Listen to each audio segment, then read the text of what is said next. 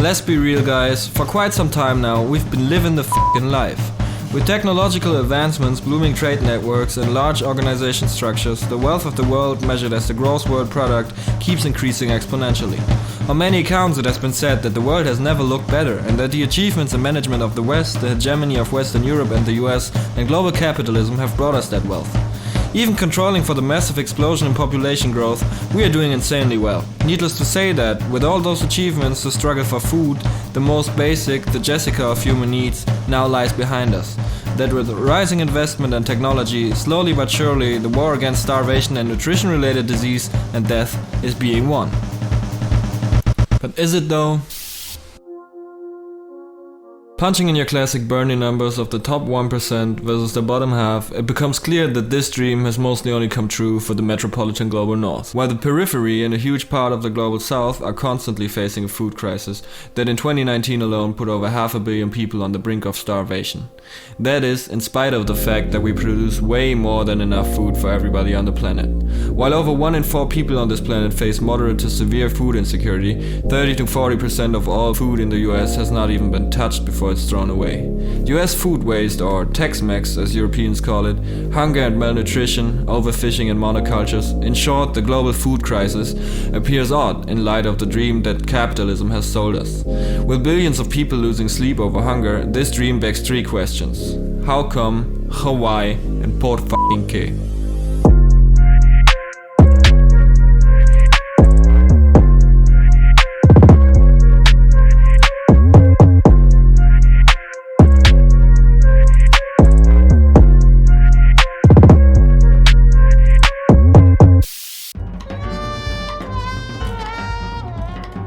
Alright, so most crises with no natural cause are explained through evil individuals, corporations and your average Wall Street bad guy. However, let me rub this idea off for you. The global food crisis is not just the seed of one bad apple, but lies in the nature of the whole goddamn plantation. In this piece I want to argue that financialization, which is inherent to and also the inevitable evolution of postmodern capitalism, plays a major role in the global inequality of food security. If you have never heard of financialization or big finance, or do not understand what either of those mean, despair not, my G, neither do I. However, I will now take a short fairy tale segment to try and explain this whole malarkey as good as I can, so kick back, shut the fuck up, and listen to my tale. Before I get into financialization, here's what you missed on the evolution of capitalism in general. Global capital shares a large portion of its story with colonialism, which is defined by me as the continuous and structural theft of land, riches, culture, knowledge, dignity, and physical fucking bodies. Now, neocolonialism carries the legacy of good old slave colonialism, ever since the newfound land centuries ago was coerced into a global economic system which would later become global capitalism. Since then, previously colonized countries were forced to partake in a race for wealth, with the colonizer states having a head start so big it would become almost impossible for the colonized to ever catch up. Reaping the fruits of the former colonizers' labor, the West still owns a huge chunk of resources all across Africa, South Asia and Latin America, and inequality sits at the heart of international trade and global capitalism, if it ever had one.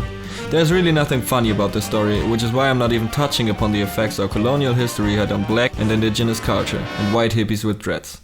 Anyways, well, the time for vintage colonialism in the mid-century kind of came to an end. In the US, the era of Keynes and state-backed capitalism faded, the post-war golden age came and went within a decade or two, and finally, the neoliberal revolution in favor of and underregulated free market capitalism set in. If socialism ever was when the government does stuff, under neoliberal capitalism, the government will do most anything to not ever do stuff at all. Unless you want to end a pregnancy after being raped, maybe. Bottom line is, the state has almost no say in the economics of a country, and welfare, trade limitations and regulations are cut to a minimum, since the market will always solve the problems of the people best. The introduction of financial markets, in the same vein as the neoliberal revolution, was an attempt of capital to keep the wheel spinning. Becoming apparent in the late 70s that unlimited growth within a limited world is a logical fallacy, the machinery noticed that production alone could not generate enough wealth anymore, so profit had to be decoupled from production. By introducing tradable financial products like futures and options, which you can ask this asshole at the house party about, a new form of capital accumulation was born, free of the need to reinvest in production.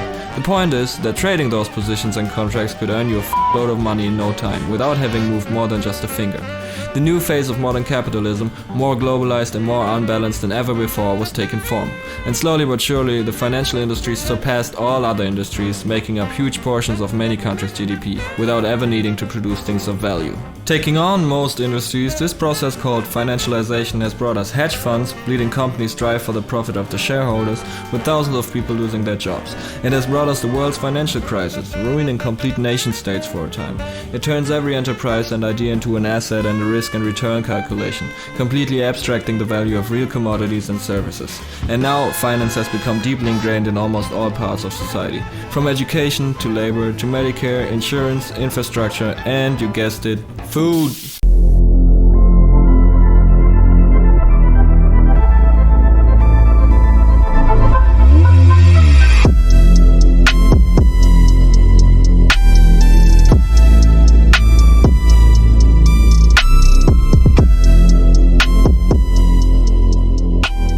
So, let's say a Vietnamese fisherman produces a fish that's being bought by a European for around $10. The fisherman gets $1 from which, after deducting production costs, all he's left with is 10 cents. So not only does he bear all the risks and costs that come with fishing, but he only gets 1% of the profit. Most of the profit goes to the company that bought the fishing rights and almost every step on the supply chain.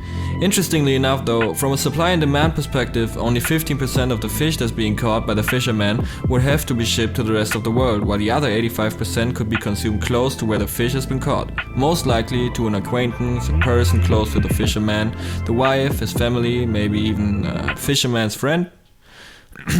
So although most of the work to supply 85% of consumers of their fish is done by the fisherman, for every fish that is sold he gets only 1% of the profit. Now I know there also goes work into the organization and shipments and supply and processing and all that shit, and food trade in general is not wrong to the core, but for the sake of the argument, let's forget that I just found that example somewhere and don't even remember where, and let's say that this is the basic dynamic of globalized food trade nowadays, because we know it is. The underlying cause for this is the increased influence of finance capital of the agriculture and food or agri-food sector, and therefore increased chances of profit through hedge funds, private equity and other financial products. So much so that large corporations that were mere food suppliers decades ago have established their own financial arms, trusts and hedge funds. The complete value chain, including buying farmland, planting, trading, processing and retail, where every step used to be a separate part of a more or less healthy market circulation, is now often owned in whole by one of the 4 largest companies. And wherever you may be eating, shitting and pissing, there's a 90% chance that you eat, shit and piss their products on a daily basis. So the aforementioned companies are called the ABCD firms, namely ADM, Bunge, Cargill and Louis Dreyfus. And they all are relatively old, in part family businesses as old as 160 some years.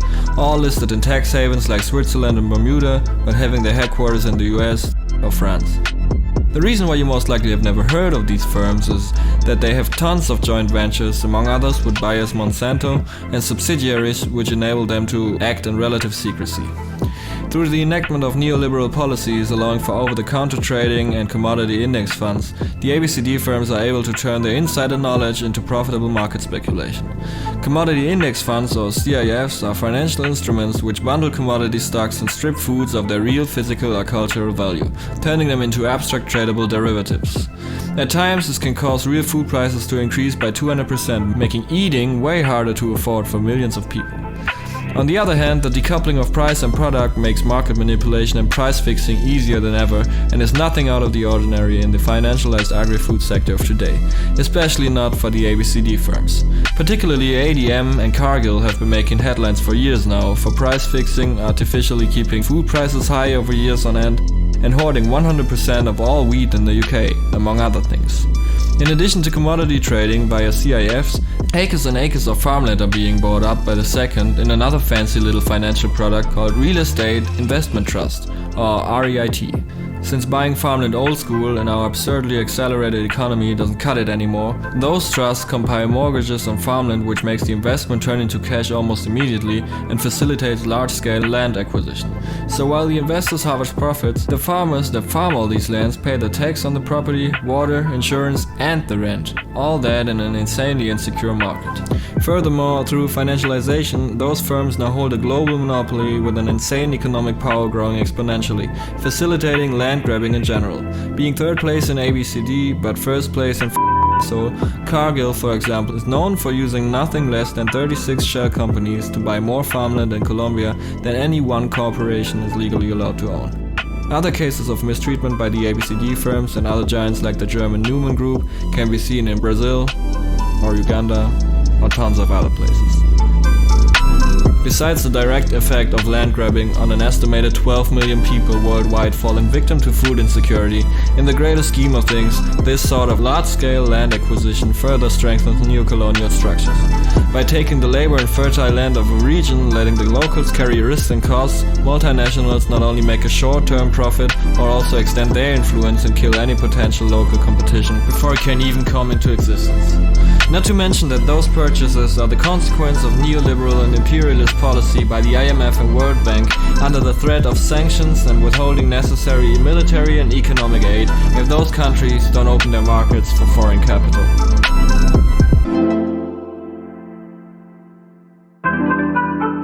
Now, with CIFs and REITs only being examples of a sheer endless palette of possibilities, the financialization of food has had effects that far exceed local human rights and environmental violations, and contribute massively to the global food crisis. First and foremost, it fuels the food insecurity that already exists by on the one hand increasing the risk of insane price fluctuations and land grabbing, and then on the other hand contributing to climate change and environmental damage on a massive scale. Secondly, it promotes food waste, food allergies, sensibilities, and diseases like diabetes and clinical obesity by mass-producing unhealthy food in uneatable amounts, mostly for the global north. Lastly, it pushes overall inequality into absurdity, enforcing neocolonial monopoly capitalist structures by enriching mostly Western multinationals and bullying local food producers and farmers all over the world out of business.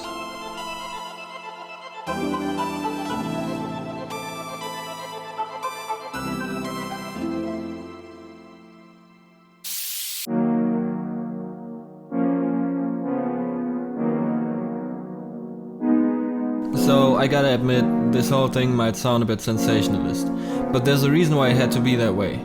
How we tackle the topic food, like many other things, has become a trend, a mass identity, and sort of a cult. And one of the most annoying and judgmental of them all, I might add. You're not allowed the being horny for McDonald's once a month. You basically kill Latin America by buying an avocado, and you're the absolute Satan for eating a nut that's not locally busted. And while I think it's important to uncover bad practice in the food industry, I do not think that the underlying issues can be eliminated with all individuals acting responsibly on their own. This whole thing sounds dramatic so that the one person listening stops feeling bad about themselves and starts feeling pissed off for a change. Pissed off at politicians bending to lobby groups to further deregulate what ends up in your supermarket because it's your responsibility to find the one thing that's healthy between the million that are not after a 10-hour workday. Pissed off at companies marketing whatever mass-produced product as organic, healthy by gluten-free or sustainable, so that you can pay extra for good conscience. Pissed off at an industry that continuously destroys natural healthy foods by industrializing the whole nutrition system. And generally pissed off at the beer yoga practicing co-worker preaching to you about your lunch, instead of taking to the streets. Jeez, what a bitch you are.